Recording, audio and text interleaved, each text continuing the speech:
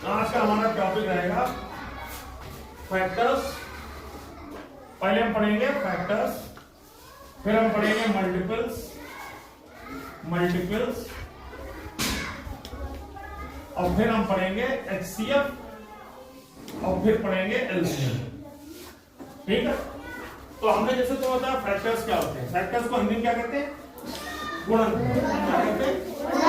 गुणनखंड। पहला नंबर आया फैक्टर्स का, तो फैक्टर्स का मतलब है गुणनखंड। गुणनखंड नाम से पता लग रहा कैसे? मतलब जो संख्या दी हो उसको इतने खंडों में तोड़ो जिनकी गुणा करने से वो संख्या आ जाए, मतलब उनके पहाड़े में वो आती हो। जैसे कि 15 लिखा, तो 15 किनके पहाड़े में आया है ना। जैसे 15 को हम क्या लिख सकते हैं? अगर हम 1 से लिखें तो क्या लिखेंगे? 1 गुणे 15, तो 1 के पहाड़े में कहां पर आएगा? 15 बार। अब इसी को हम क्या लिख सकते हैं? 3 गुणे 5, तो 15 के दो खंड हुए। कौन से? 3 और 5, तो तीनों को दोनों के गुणा करेंगे तो कितना मिल जाएगा? तो ये क्या होगा? गुणनखंड। खंड करके गुणा करें वही संख्या मिल जाए। इसी संख्या के 2 हिस्से करना जिससे कि वो संख्या प्राप्त हो जाए। गुणा करके 3 और 5, और क्या हो सकता है? 5 और 3 हो सकता है, और क्या हो सकता है? 15 गुणा 1 हो सकता है।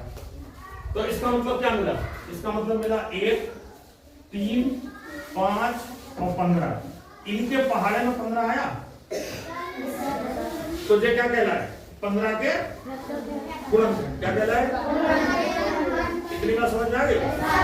तो अगर किसी संख्या के गुणनखंड करना है तो आपको क्या देखना होगा कि वो संख्या किसके पहाड़े में आती है। जैसे अभी मान लो, जैसे हम कहें कि चलो मैं एक्शन में बताओ 36 के गुणनखंड करो, तो सबसे पहला 1 तो सभी में मिल जाना, 1 तो सबका गुणनखंड होगा, तो 1 हो गया, फिर 2 हो गया। तो मतलब एक तरफ लाइन दे लिखेंगे, पहले ना 1, फिर अपने का 2 से कटता है, कटता है, 3 से कटता है, ओके, 4 से कटता है, ओके, 5 से नहीं, 6 से, फिर 7 से, 8, 9 से नहीं, 9 से भी नहीं कटता, नहीं कटता,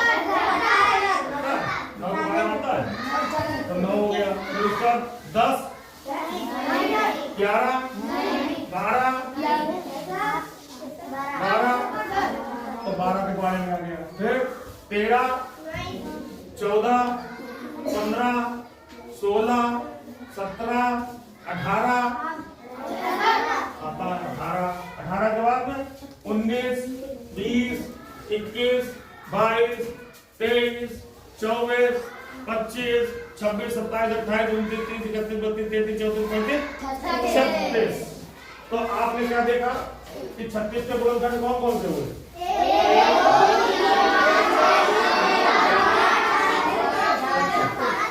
तो अब हम किसी भी संख्या के गुणनखंड निकाल सकते हैं। अच्छा चलो एक तुमसे पूछते हैं, चलो बताओ 40 के बताओ, 40 के क्या होगा?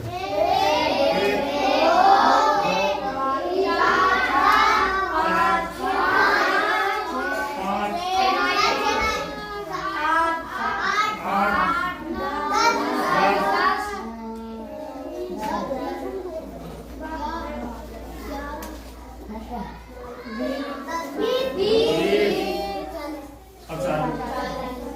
ठीक। तो इसके क्या हो गए? इसके हो गए 1, 2, 4, फिर 8, फिर 10, फिर 20 और फिर 40। ये किसको गुणनखंड हो गए?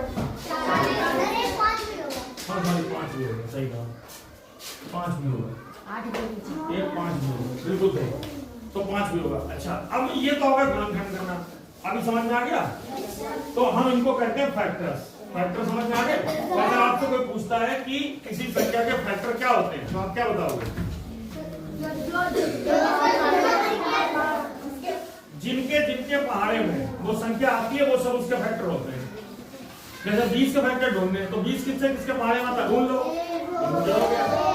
1, 2, 4, 5, 10, 20 हो गया, तो सब उसके फैक्टर हो गए। अच्छा, एक तो ये बात हो गई। फिर दूसरे होते मल्टीपल।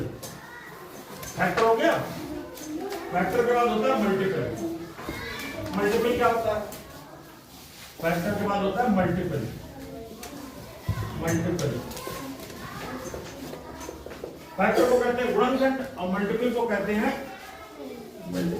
हैं शायद एक होता है अपवर्त, एक होता है अपवर्तक।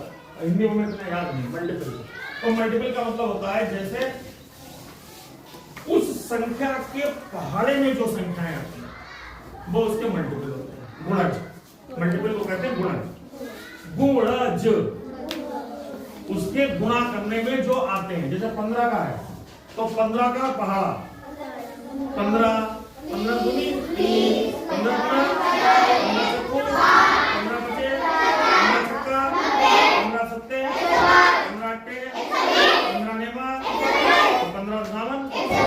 तो ये जो 15 के पहाड़े में आ रहे हैं 15, 30, 45, 60, 90, 75, 75, 90 ये क्या है? ये उसके मल्टीपल है। किसके? 15 के। और ये 1, 3, 5, 15 क्या है? 15 के गुणनखंड। तो आपको फैक्टर और मल्टीपल का अंतर समझ में आ गया? फैक्टर का मतलब क्या हुआ? जिनके पहाड़े में जो संख्या आती है वो फैक्टर होते हैं और जो संख्या के पहाड़े में आते हैं वो उसके मल्टीपल होते हैं। बात समझ गए? अच्छा, तो दो बातें समझ में आ गई? ओके, अब इतना कट कर दो।